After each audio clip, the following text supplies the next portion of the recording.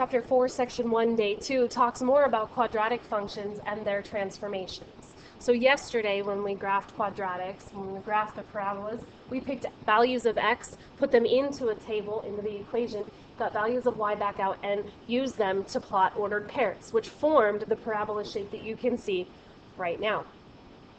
We're going to learn about vertex form of a quadratic function. Take a second, pause the video, and fill in what you need to do. Vertex form is helpful because it very clearly shows you a vertex. If you think back to absolute values where the vertex was hk, the same thing is happening here. We still have a vertex of hk where it's opposite inside. A is still going to kind of deal with a stretch or compression factor, although now it won't be what I always call the air quote slope. And notice that the absolute values turn into curved parentheses and we have a quantity squared. We still have an axis of symmetry. Still an imaginary vertical line at x equals h. So none of that changes, just the general shape of the graph and the fact that we can't use a slope. There are two things that we need to talk about in addition to what we're used to. Well, technically four, we'll do these two first. If a is greater than 0, that means positive. If the parabola is positive, if the equation is positive, it's going to open upward. And think about what that looks like. If a graph is positive and opens up, it has a minimum value because nothing is touched below the parabola. Okay, the arrows on the top show us it goes up forever and ever, but it doesn't go down anymore. If it's less than 0 or negative, it'll open downward. So the arrows on the bottom go down forever and ever and ever, but there's nothing on top of the parabola. So if it opens up, it has a minimum. If it opens down, it has a maximum. We're also going to talk about domain and range. Now, the good news about these, and I'll draw a very quick graph here, because those arrows point up and out forever and ever and ever, the domain is always going to be all reals. And that won't change for any of our parabolas. It's the range, the y values from bottom to top that will change.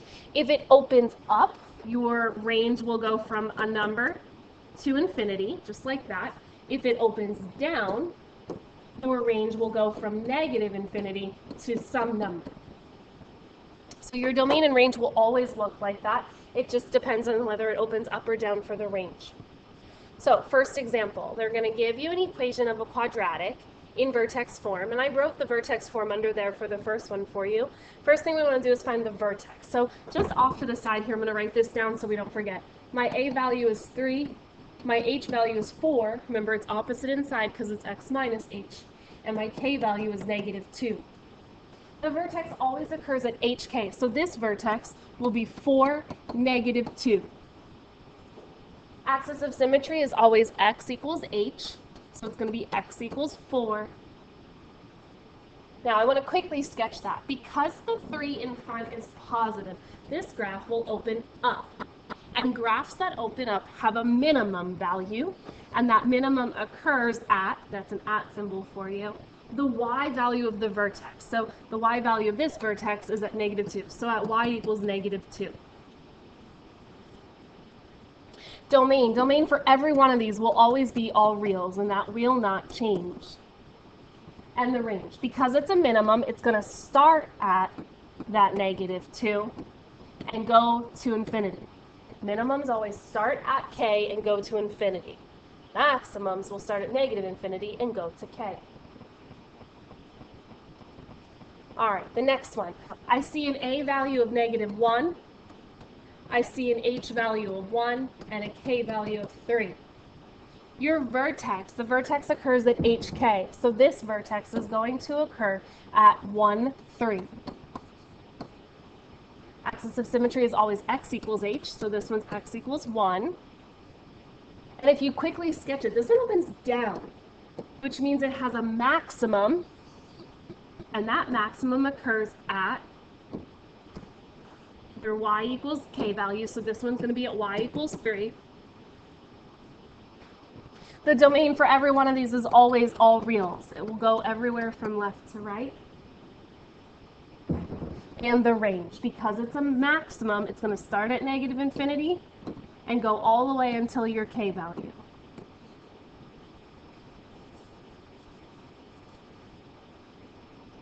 Pause the video for the you try.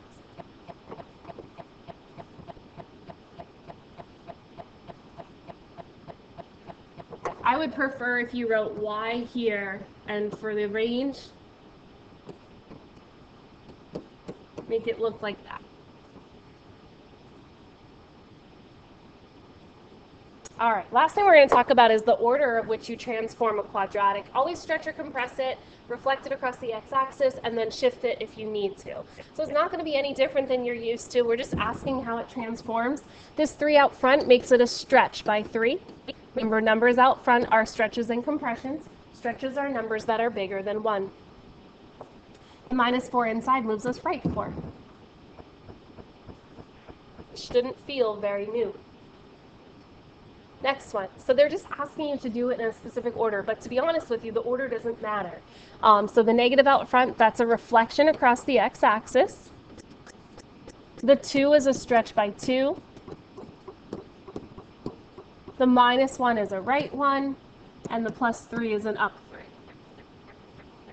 They just technically want you to stretch or compress it before you reflect it and then do your translations, but it's not really going to affect what we're doing with these quadratics.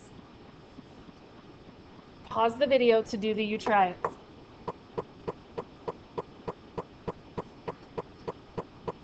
All right, last thing we need to do is graph using vertex form. So graphing using vertex form is a lot easier if you find the vertex first. So the vertex of this is occurring at -2, -2. So always do that first and take care of it. I tend to then put a dotted vertical line right down that vertex. Remember, that's called your axis of symmetry, because that's going to help you considerably when graphing. That axis of symmetry value, in case you want to write it down, is x equals -2. Now, in vertex form, that's what we're doing right now. In vertex form, you want to pick an x value close to the x value of the vertex. So the x value of the vertex is -2. So close to -2 is -1. I'm going to plug a -1 into the equation for x. So 1/2 -1 plus 2 squared minus 2.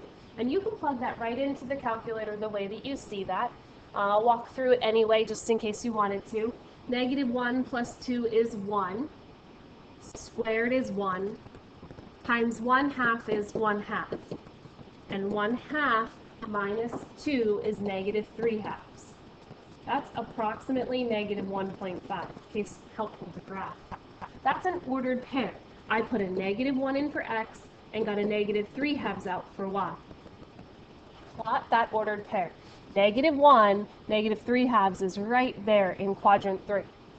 The axis of symmetry is helpful because it acts as a mirror. So what happens on the right side of that line occurs on the left as well. So I'm going to take that point that I have and mirror it over. So if that green point exists on the right side, then that black point would exist on the right, or on the left, sorry.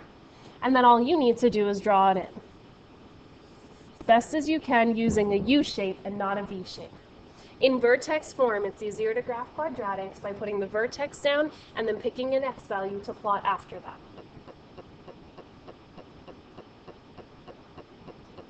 All right, next one. The graph of y equals -2, x minus 1 plus 3. I'm going to start with the vertex that occurs at 1, 3. 1, 3 is right there.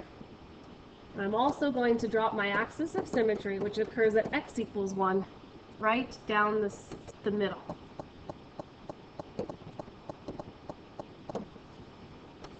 It's my axis of symmetry. So that'll help me mirror what's going on.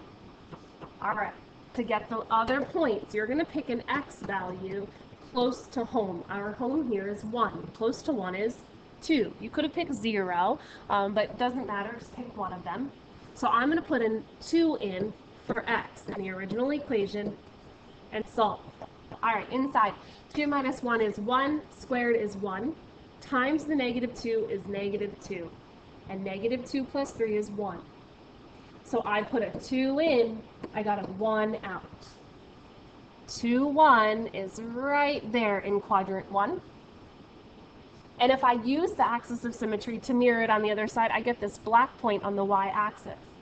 Now, interestingly enough, this graph tips upside down, and it's pretty skinny, but that's what I expect. I expect an upside-down graph because it's negative, and I expect skinny because it's stretched. Graphs that have a stretch will be skinnier than most. Pause the video to complete the you try it.